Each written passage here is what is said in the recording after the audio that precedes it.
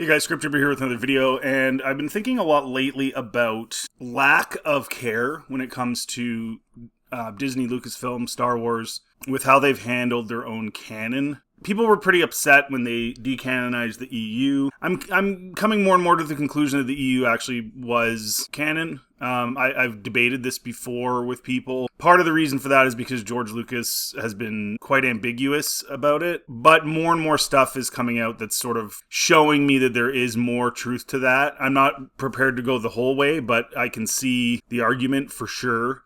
And the fact that Disney had to come out and say that does kind of lend credence to say that they're going to decanonize it, lends credence to the fact that it was canon. And of course we know they've been poaching from it and changing things and all this other stuff. But I was looking at this comic book review of Legacy of Vader #4, and it's basically Kylo Ren going around with this really weird looking head in this guy, and he's going around to all the different places his grandparents lived and were, and they're trying to use this comic book to explain why Kylo Ren was a Vader sycophant and why he cared so much about Vader, because there wasn't really a good explanation in the sequels for that. He just kind of did.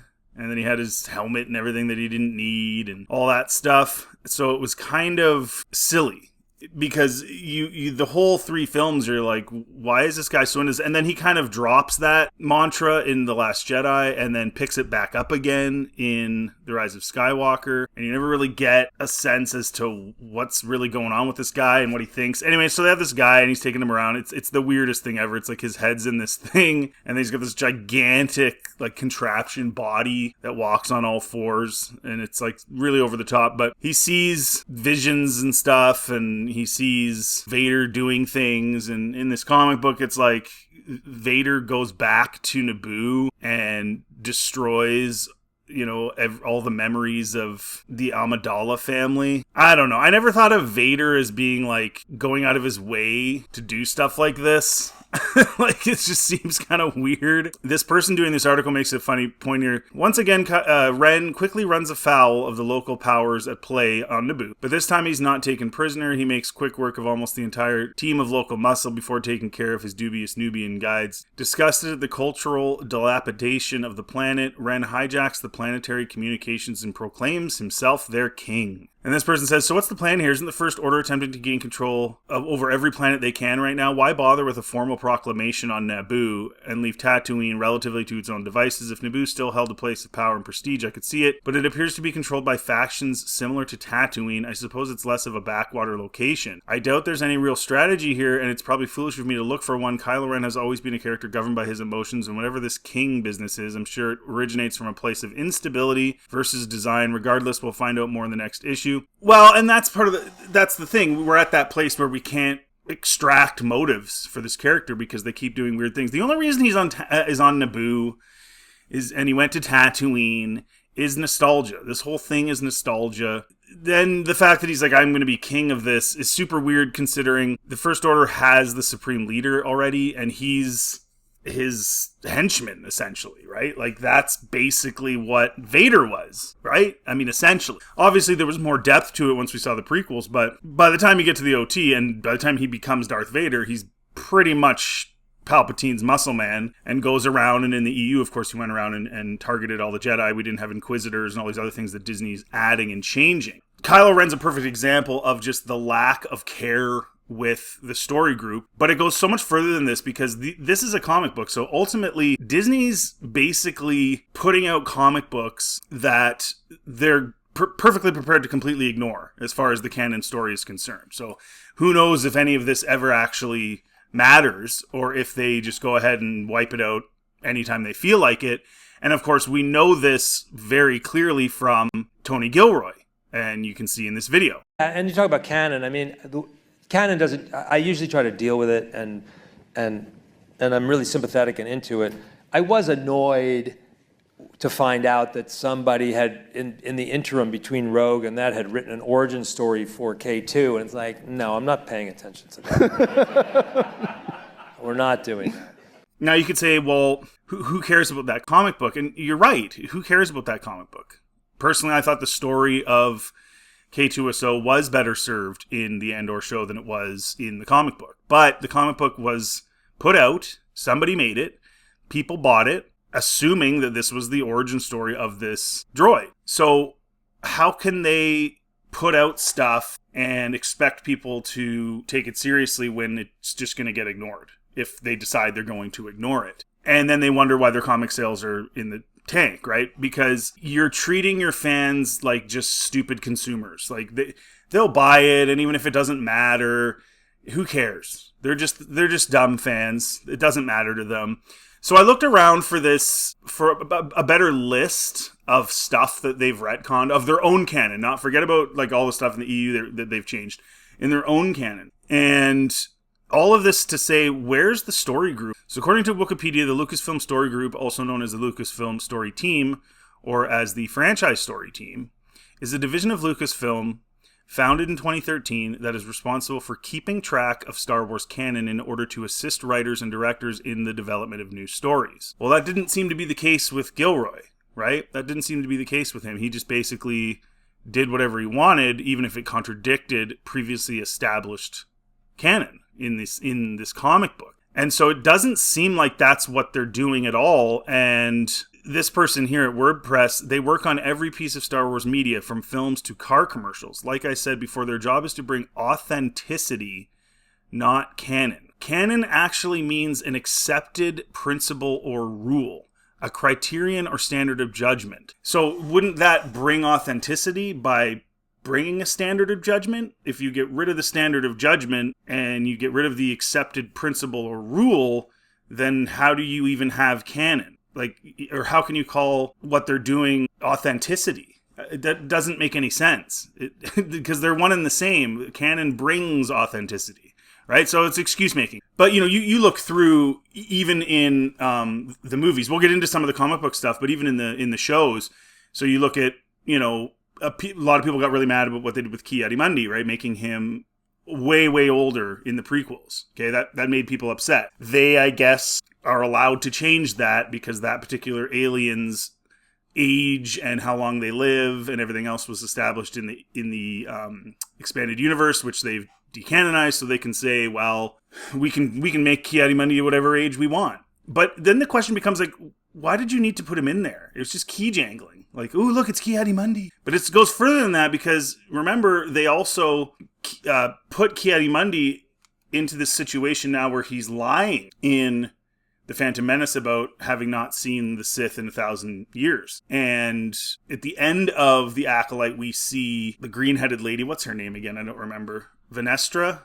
Is that it? Anyway, she's going to talk to Yoda about it, and we get the sense that Yoda's also now going to have to cover this up, that they fought this Sith guy, and a whole bunch of Jedi got killed, and all of that tarnishes The Phantom Menace. So they don't seem to be worried about tarnishing and wrecking George Lucas' Star Wars. Why would they care about tarnishing and wrecking their own Star Wars? And then when you look at the Death Star in Revenge of the Sith, and how much of it is made, and how they had to change that with Rogue One and the sequence of events.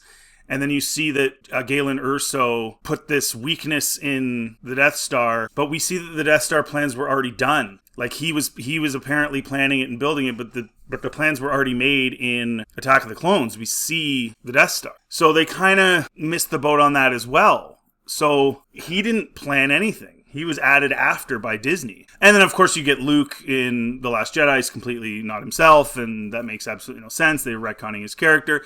You've got the Grogu healing issue, where he knows how to heal, but somehow there wasn't healer Jedis in the temple when Anakin was around, even though Grogu would have been there at that time, because he was at Order 66. And if there were healing and people were learning that, why wouldn't somebody have spoken to Anakin about that? As the chosen one, right? Hey, let's see if this is an ability that's right for you. And if he had been shown any of that stuff or even knew about it, you'd think he would at least know about it and be like, hey, I'd like to learn that because I have this feeling that something bad's going to happen to Padme. But they don't answer those questions, or they don't care about those questions. It's just like, you're a dumb consumer, so consume. So again, I go back to it. What's the point of the story group? What do they even do all day? Do they just sit around and talk and then collect paychecks? Like, I don't get it. I don't get what the point of them is. Because again, the official thing is assisting writers and directors in developing new stories, but that's not according to Gilroy, what they do because he did whatever he felt like doing. And there's other articles I've read about how he was totally left alone and they just let him do his thing. So what's the point of the story group? They don't serve a purpose. So anyway, there's a whole bunch of stuff. I'm not going to get into too much of this, but this is hilariously stupid. So this is not the first time so-called comic book or comic canon has been ignored and rewritten. Season 7 of The Clone Wars largely renders the Ahsoka novel non-canon. The Mandalorian Season 2 completely rewrites Cobb Vanth's story from the Aftermath novel. That's a Disney novel. It's kind of like I was talking about yesterday, how they have the Aftermath novel, which is very heavily suggests, at the very least, that the Empire is completely destroyed on Jakku, and then now we're kind of adding more stuff after the fact because, oops, we can't have that. We got to have more stories with Empires and Star Destroyers and stuff. So they really just ignore everything. The Rise of Skywalker turns Poe Dameron into a drug runner and ignores his comic backstory. The Last Jedi ignores the Force Awakens novelization and establishes that Poe meets Rey for the first time after the Battle of Crate, whereas in the TFA novelization, Poe and Rey meet much sooner. What does the story group do? What? Why did they announce this story group for? All they do is ignore established canon and authenticity. Like, they don't... I didn't know how bad it was because, guys, I don't have time to get into all their books and all their stuff. I just do not have time for that. So that's why I'm reading it from here. So thank you to whoever made this. Thomas, whoever he is. And this is back in 2021, so this doesn't even include all the crap in the Acolyte and all this other stuff. It's very apparent that there are still two tiers of canon, just like in the old days under Lucas. One tier canon is movies and shows, and tier 2 canon is everything else, which means it can be rewritten at any time by a movie or show. Yes, however, they actually contradict even their own shows and movies too, though, as we've discussed.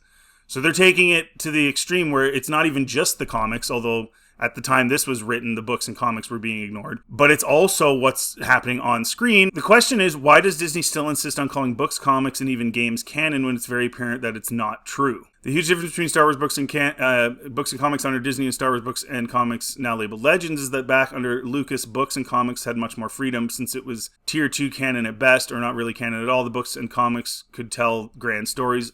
Much of the current Disney Star Wars canon is gap filler. It mostly fleshes out biographical details which can be ignored at any time by a show or a movie, as is evident, but is not allowed to go big. This is true, I mean, and that's one of the things, like, as much as I do think George validated a lot of the EU stuff, there's certainly a lot to support that argument. He himself has said that, it's the 6 movies. That's my Star Wars, is the 6 movies.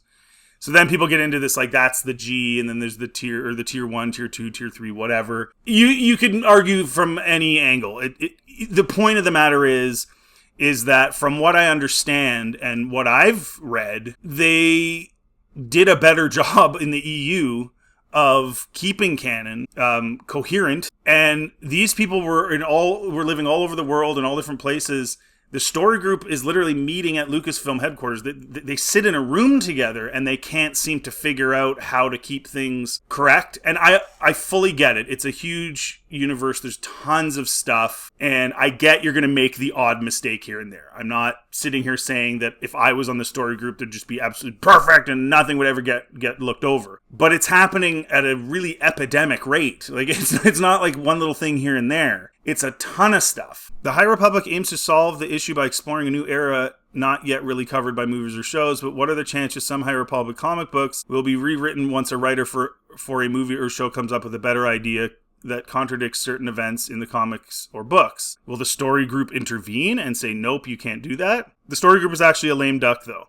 They have no actual power over movies and TV shows at all. They can make suggestions which can all be ignored by the writer and director. Well, why would that be the case? Why would you allow that? And the other thing I was going to say was, if you, right now, like the last few years, there really isn't an excuse to screw up canon, because it's not like, 20, 30 years ago where you'd have to have everybody in the story group would have to be extremely knowledgeable about George Lucas, Star Wars, and I'm saying that because they said that the EU no longer is canon, George Lucas, Star Wars, and all their own stuff. Okay, they've put out a lot of stuff, but with AI now, they don't have to question, like, I would have had people that were extremely well versed in even the EU and everything else in the story group for sure. But even if you don't do that now, with the last few years, and since you've had Acolyte and all these other screw ups with AI, I mean, you can pretty much check anything. Like they could check anything in a search now. Oh, are we putting Ki-Adi-Mundi in the Acolyte? Oh, well, how old is he back then? Would that work? Would he be a little kid? Would he be born yet? Would that make sense? Why would Deidre say she was at a Republic? What was it?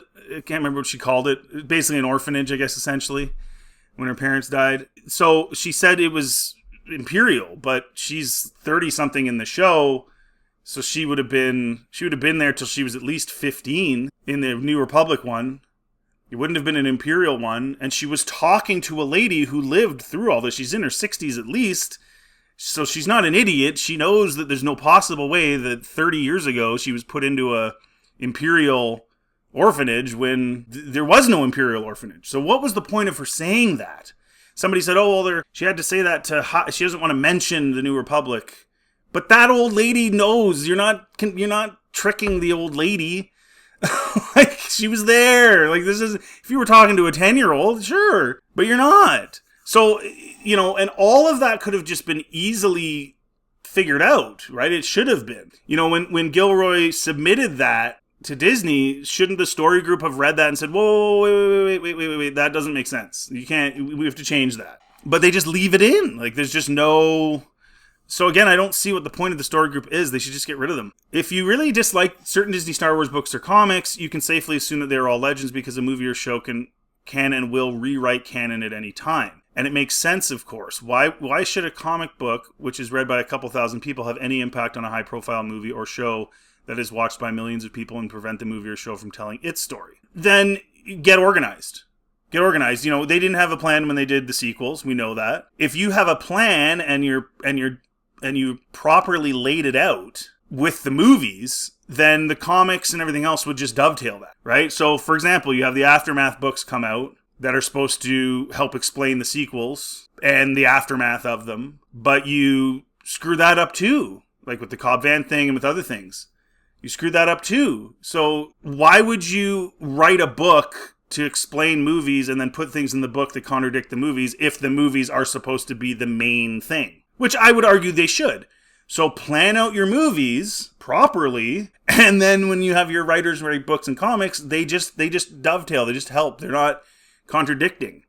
It seems super simple, so I don't know why anyone would be making an excuse for this. So when Filoni wants the Bad Batch to meet Caleb Doom, they do, no matter what the Kanan comic book said. Hardly anyone, compared to the millions who usually watch a show or movie, have ever read the comic to begin with. But again, why would you do that? Why would you do the comic in the first place if you didn't have a plan? If you want to be respectable as a company and as a story group, wouldn't you, again, have everything ready to go for your movie or produce your show and movie first and then do all the supplementary material, which shouldn't contradict? But they're so quick to just put the comic book out, make some money on that, put TFA out immediately before we have a plan, we're going to make money.